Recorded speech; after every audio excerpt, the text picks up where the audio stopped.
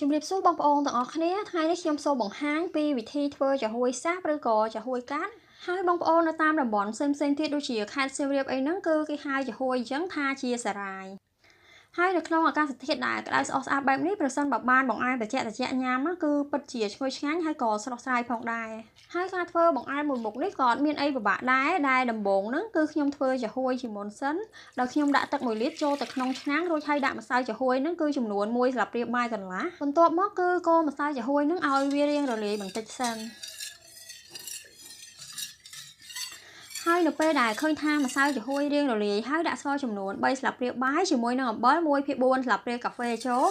ហើយកូរចូលគ្នាបន្ទាប់មកលើកយកទៅដាក់នៅលើចង្ក្រាននិងកូរនៅលើភ្លើងហ្នឹងរហូតទាល់តែទឹកចាហួយនេះពុះហើយនៅពេលដែលឃើញថាទឹកចាហួយនឹងថ្លាគឺបានន័យថាម្សៅចាហួយនឹងរលាយអស់ហើយប៉ុន្តែគឺយើងត្រូវដាំវាឲ្យពុះសិនដើម្បីឲ្យប្រកាសថាម្សៅចាហួយនឹងគឺវាអត់នៅសល់ហើយបន្ទាប់ពីពុះហើយគឺយើងលើកយកទៅចាក់ដាក់ចូលនៅក្នុងថាសឬក៏ប្រអប់បន្ទាប់មកគឺយើងទុកឲ្យវាត្រជាក់សិនទើបយកទៅដាក់នៅក្នុងទូទឹកកកនោះរហូតទាល់តែរឹង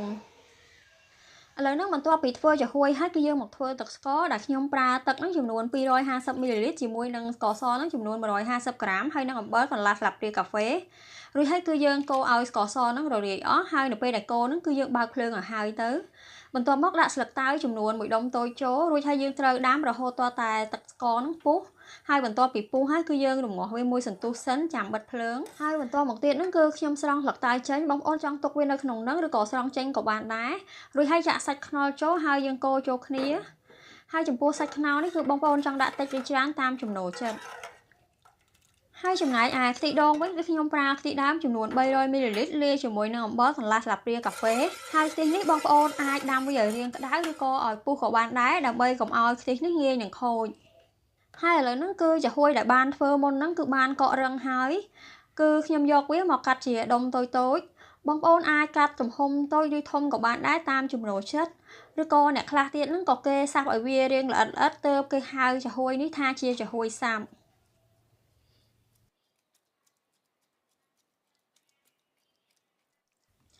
ហើយនៅក្នុងបង្អែមនេះគឺខ្ញុំមានលាយជាមួយនឹងគ្រាប់ទទឹមដែលគ្រាប់ទទឹមហ្នឹងគឺបងប្អូនអាចចូលទៅរកមើលពីវិធីធ្វើបានខ្ញុំនឹងដាក់ link នៅក្នុង description box ខាងក្រោមវីដេអូហើយនៅក្នុងបង្អែមនេះគឺខ្ញុំបានដាក់លាយទឹកស្ករជាមួយនឹងខ្ទិះដូងខ្លះៗលាយជាមួយនឹងបង្អែមតែម្ដងនៅពេលដែលញ៉ាំហ្នឹងគឺអាចបន្ថែមបន្ថយខ្ទិះដូងក៏ដូចជាទឹកស្ករតាមចំណូលចិត្ត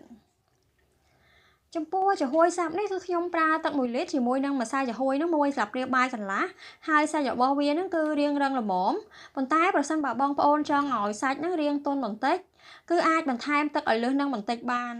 ហើយវីដេអូពីវិធីធ្វើចាហួយសាប់នេះក៏បានរួចរាល់ដែរប្រសិនបើមានកំហុសឆ្គងត្រង់កន្លែងណាក៏សូមអធិស្ឋានហើយបើបងប្អូនចូលចិត្តវីដេអូនេះកុំភ្លេចជួយចុច like និង share វីដេអូនេះទៅកាន់បងប្អូននិងមិត្តភ័ក្តិដទៃទៀតសូមអរគុណ